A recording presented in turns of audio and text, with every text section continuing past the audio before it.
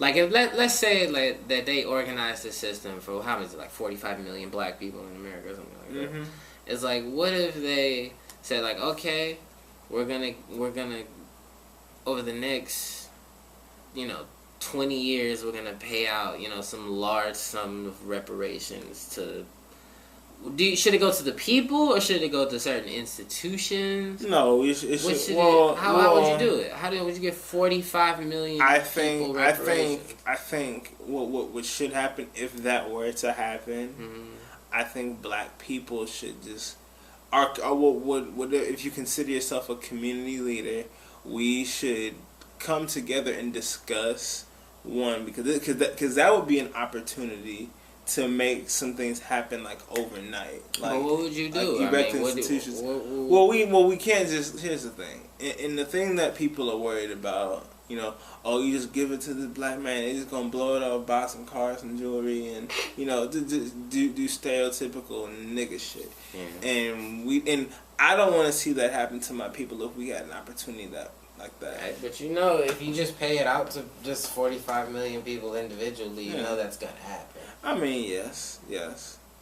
But, what we really should do, we should come together and make a plan. And that's why I think we need a governing body politic to represent us. Okay. Because it's just we need our best minds to come together to make the best decisions for our people. Not every single. But that you're suggesting we make a black government that decides that works for the will of black people. The betterment and like I said, no one does that in America. They don't do it on that grand scale because they've never paid reparations to a disgruntled group of people who are still in that country. Like, the Jews are over in Israel, Japanese people over in Japan, whatever, maybe some Native American tribe, they're over in their own place, which I read a bit. Well, actually, some they have some Native American tribes over in like Alaska. They paid a couple millions too. Really? Yeah. I didn't know that. Yeah, but I mean, they have their own. The thing is, they have their to their own reservations. Now, I think it'd be interesting to look at how those people run their operations amongst their own tribe of people. Because they get to make their own decisions. It'd be cool to see if they police their own community too. Yeah, I don't know anything about that. Yeah, I mean, I just found out about that like a couple days ago. It's just that, I think us as a people, because I think most of us, when it comes to getting something that we feel like we're on, I think a lot of us kind of expect us to get the short end of the stick and have to do it ourselves. Maybe. Let's bring this back to the question, though. Yeah. Because it started as, do we need white people to help with black empowerment? And I originally said yes. I do. But I want to bring up an article about that. How do I know you don't necessarily think so, but let's say historically it's true. What would prove to you enough that yes, they really do care and they really do want to help?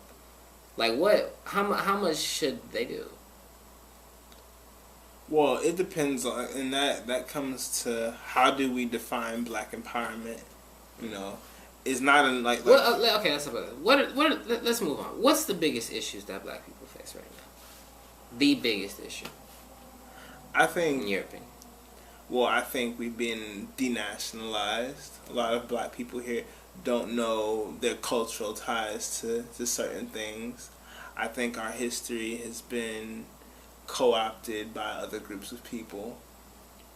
From what I'm learning, and there's a whole debate about that. Whether were the Egyptians black, were they white, were the original Jews black? Our denationalization from our original countries, because we're all Americans. Yeah, and well, here's the thing. We're African Americans. Well, yeah, we're not Americans. Yeah, but the issue is, you know, we really need to take a look at, you know, what is race, because and how do we tie ourselves back into our cultures, and who do we really belong to?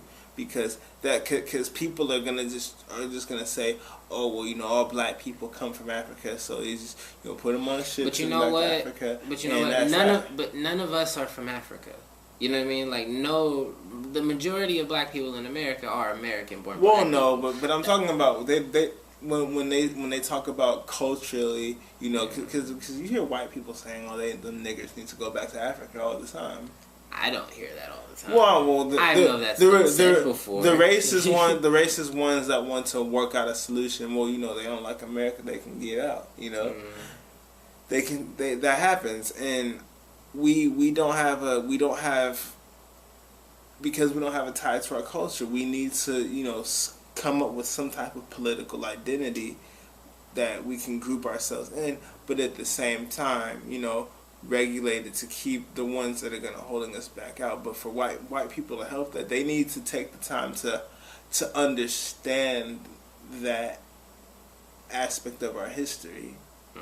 You know, slavery, you know, ended, I want to say at least like about between like 100 200 years ago. I don't know the exact number. It's between like 100 and 200 years ago. Yeah, you know. So it's just, and that's not as long ago as you would think, though. Right. Yeah. I mean, that's like a, you know, I heard Louis C.K. said, you know, that's like two 70-year-old women living back to back. You know, they can remember a time where they weren't allowed to drink at a certain water fountain, and you know, you can't take that away from them. You know.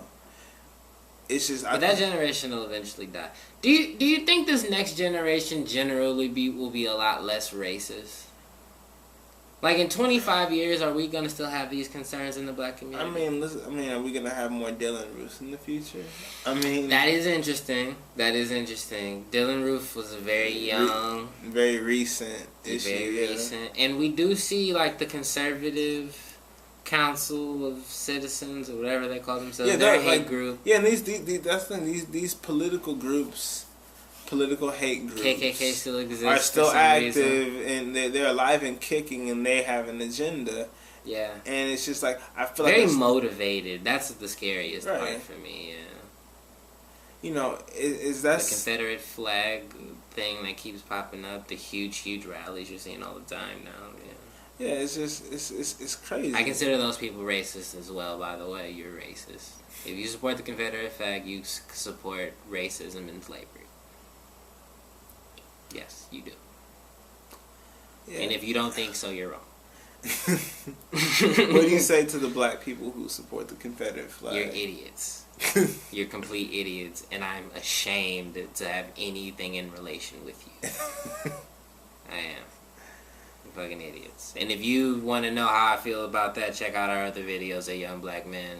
But we're going to end this video today before we say something else crazy. Alright. Thank you guys for tuning in. Please feel free. We encourage, we beg you. Send in questions. Subscribe, like. We would really appreciate it. And look for us on Facebook. We're going to probably make an Instagram. And on Twitter. Find us on Twitter at YBM Series. Which will be in the description below, probably. Yes. We're going to link all that below. Comment your questions, email us questions, tweet your questions, message us your questions. Yeah. Ask us, we will deliver for you. But for my boy Zach, I'm Aaron Cole. Thank you for coming into this next episode, and we'll see you guys next time.